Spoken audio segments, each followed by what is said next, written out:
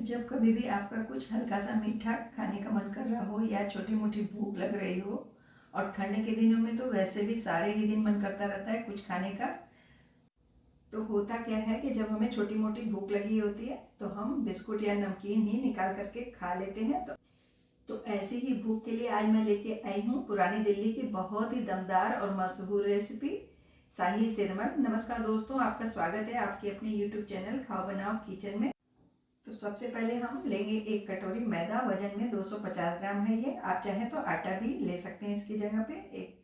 और इसके अंदर हम मिठास के लिए डालेंगे पिसी हुई चीनी। तो हमने 1/4 मैदे का पिसी हुई चीनी इसके अंदर डाला हुआ है। तो मैदे के अंदर चीनी को मिक्स कर लेंगे और अब मिक्स करेंगे इसके अंदर में दूध का पाउडर। तो दूध का पाउडर भी हम उतना ही डालेंगे जितनी कि हमने चीनी डाली हुई है। आप इसकी जगह पे चाहें तो ताज़े दूध को भी गाढ़ा करके डाल सकते हैं। अगर आपके पास दूध पाउडर ना हो तो आप इसे स्किप कर सकते हैं। और साथ में फ्लेवर के लिए डालेंगे इलायची पाउडर 1/4 चम्मच। सारी चीज़ों को हम मैदे के अंदर खूब बढ़िया से मिक्स कर लेंगे। इसके बाद हम इसके अंदर डालेंगे बेकिंग पाउडर। तो मैदे के अंदर में हम आधा चम्मच बेकिंग पाउडर डालेंगे। तो मैं 1/4 चम्मच इस्तेमाल कर रही हूँ, इसलिए हमने 2 बार डाला हुआ है। और साथ ही में हम इसके अंदर डालेंगे 1 पिंच मीठा सोडा और सारी चीज़ों को खूब बढ़िया से मिला लेंगे मैदे के अंदर में। और अब इसके अंदर इसकी मिठास को बैलेंस करने के लिए हम डालेंगे 1 चुटकी नमक 1 पिंच के बराबर में। और नमक को भी डाल के खूब बढ़िया से मिक्स कर लेंगे जिससे कि दूध का पाउडर और चीनी की मिठास बैलेंस हो सके। इसलिए हमने इसके अंदर 1 चुटकी नमक डाला हुआ है। सारी चीज़ों को बढ़िया से मिक्स करने के बाद इसके अंदर हम डालेंगे मोयन। तो उसी कटोरी से जिससे कि हमने दूध पाउडर और चीनी का पाउडर डाला था, देसी घी का मोयन लगाएंगे। तो देसी घी को हम पिघाल के इसके अंदर डालेंगे। और देसी घी की जगह हम तेल वगैरह नहीं इस्तेमाल करेंगे, नहीं तो इसका टेस्ट अच्छा नहीं आएगा। इसके अंदर देसी घी ही डालते हैं।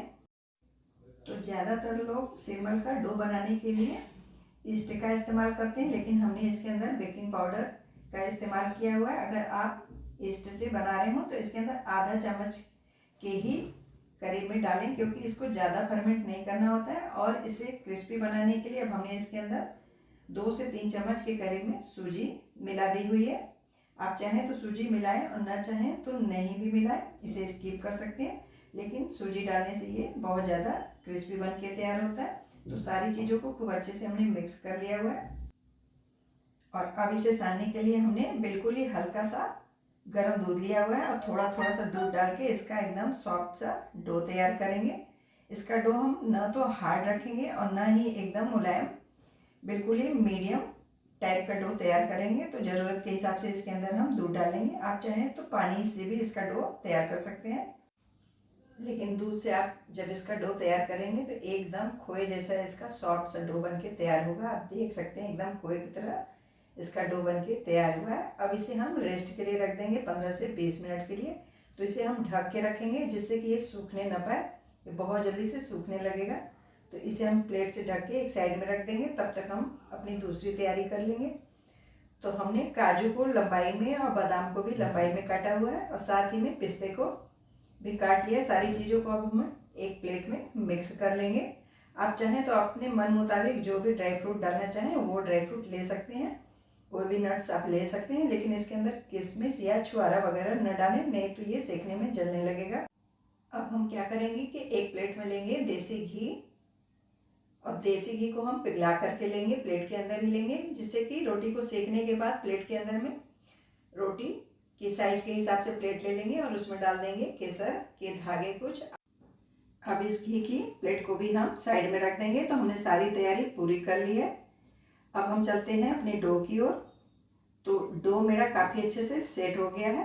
अब इसे हम चकले पे निकाल लेंगे और निकालने के बाद इसे चिकना करेंगे, लेकिन चिकना हम घी से नहीं करेंगे। इसके अंदर अब हम डालेंगे केवड़ा जल। आप चाहें तो केवड़ा जल की जगह गुलाब जल भी डाल सकते हैं, इससे इसका एरोमा बहुत अच्छा आएगा। जब आप इसकी रोटी पकने के बाद, सिरमल पकने के बाद खाएंगे तो आपकी हर एक बाइट में केवड़े का फ्लेवर आएगा, इसलिए हमने केवड़े को लास्ट में डाला हुआ है।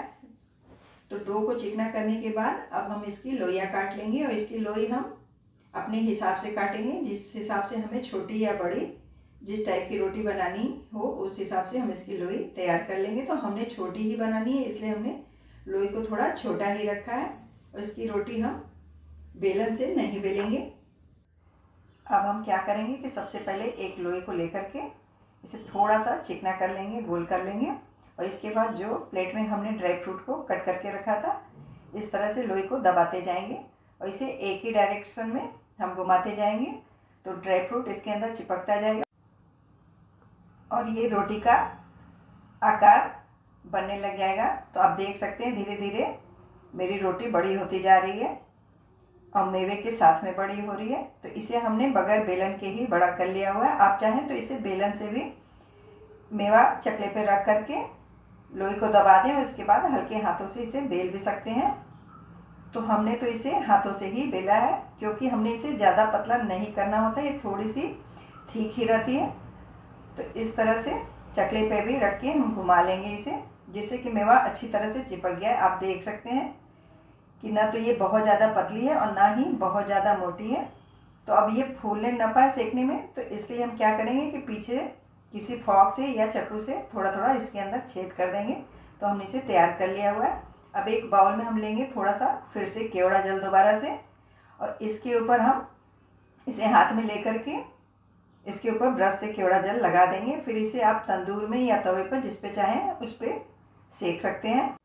अगर आपके पास केवड़ा जल या गुलाब जल ना हो तो आप पानी लगा करके भी इसे चिपका सकते हैं, क्योंकि ये चिपकने का भी काम करेगा, साथ साथ इसके अंदर केवड़े का अरोमा भी आएगा। इसलिए हमने केवड़ा जल से ही इसे स्प्रेड किया हुआ है। अब एक दूसरी भी मैं तैयार करके दिखा रही हूँ। इसे भी हमने हाथों से ही बेला हुआ है, एकदम सेम तरीके से जैसे कि हमने पहले वाली तैयार की थी। इसे पीछे की साइड से हम फोक या चाकू से छेद कर लेंगे और केवड़ा जल से इसे भी स्प्रेड कर लेंगे। अब हम ओवन के लिए एक ट्रे लेंगे और इसे घी या बटर से ग्रीस कर लेंगे और ग्रीस करने के बाद ही इसके अंदर हम सिरमल को इस तरह से लगा देंगे।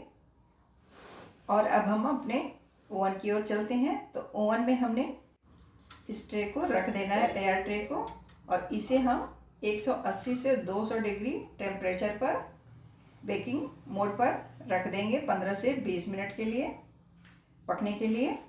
और इसे पकाने के लिए दोनों ही रॉड को ऑन करेंगे, जिससे कि दोनों साइड से ये अच्छे से पके और बिल्कुल ही ऊपर नीचे दोनों की साइड अच्छा सा कलर आए। तो 15 मिनट बाद मैं आपको खोल के दिखा रही हूँ कि इसका कलर कितना बढ़िया सा आया हुआ है, एकदम परफेक्ट। तो अब इसे निकालने के बाद भी मैं आपको दिखा रही हूँ। तो आप देख सकते हैं इसकी दोनों ही साइड को, नीचे से एकदम क्रिस्पी है गुलाबी गुलाबी से और ऊपर भी एकदम से क्रिस्पी सा दोनों साइड सिका हुआ है। अब हम क्या करेंगे कि घी वाली प्लेट लेंगे। मेरा घी जम गया क्योंकि ठंड का दिन है और सिरमल अभी एकदम गरम गरम है, इसे हमने ओवन से निकाला हुआ है। तो इस पर हम घी डाल देंगे। तो घी मेरा पिघल गया है सिरमल की गर्माहट से। तो आप इस पर जितना भी घी डालेंगे ये घी को बहुत बढ़िया से सोख कर जाता है। तो देखा आपने कितना परफेक्ट सा सिरमल बन के तैयार हुआ है। अब हम इसे एक जाली पर रख देंगे। तो इसे हम ओवन से निकालते ही तुरंत घी की प्लेट में डाल देंगे और घी से फिर बाहर निकाल करके इसे रख लेंगे। तो एक दूसरा मैं आपको तवे पे सेक के दिखा रही हूँ। तो इसे हमने चाकू से पीछे की साइड में छेद किया हुआ है और केवड़े से हमने इसे पानी की जगह पर केवड़ा लगाया हुआ है, जिससे ये बढ़िया से तवे पर चिपक गया है। और इसे हम ढक्कन से ढक देंगे। तो आप देख सकते हैं कि ढक्कन में भाप सा आने लग गया है और इसे हम बिल्कुल ही धीमी आंच पे कम से कम 10 मिनट तक ढक के छोड़ देंगे। हमने आंच को एकदम धीमा ही रखा है और तवा मोटा ही होना चाहिए, नहीं तो नीचे से ये जलने लग जाएगी। तो आप देखेंगे कि धीमे धीमे से ये एकदम ओवन की तरह से ही चारों ओर से लाल होगी, नीचे ऊपर दोनों ही साइड में। और फिर इसे तवे पर से निकाल के हम डायरेक्ट इस तरह से घी में डाल लेंगे और ऊपर भी इसके घी डाल लेंगे। तो ये सर्व करने के लिए तैयार है श्रीमल। तो आपको जिसमें भी सुविधा हो, आप चाहें तो इसे तवे पे भी बना सकते हैं, आप चाहें तो ओवन में या तंदूर में, जिस किसी भी चीज़ में आपकी इच्छा हो आप उसमें इसे पका सकते हैं। और इसे हम खाने के लिए 2 तरीके से सर्व करेंगे। एक श्रीमल को हमने घी में डुबाने के बाद जाली पे निकाला हुआ है और इसके ऊपर हम डालेंगे शुगर सिरप। अगर आप थोड़ा ज़्यादा मीठा खाना पसंद करते हो तो ऊपर से शुगर सिरप भी इसमें डाल सकते हैं इस तरह से। और शुगर सिरप डाल करके भी इसे कट करके खा सकते हैं और बगैर शुगर सिरप के भी खा सकते हैं।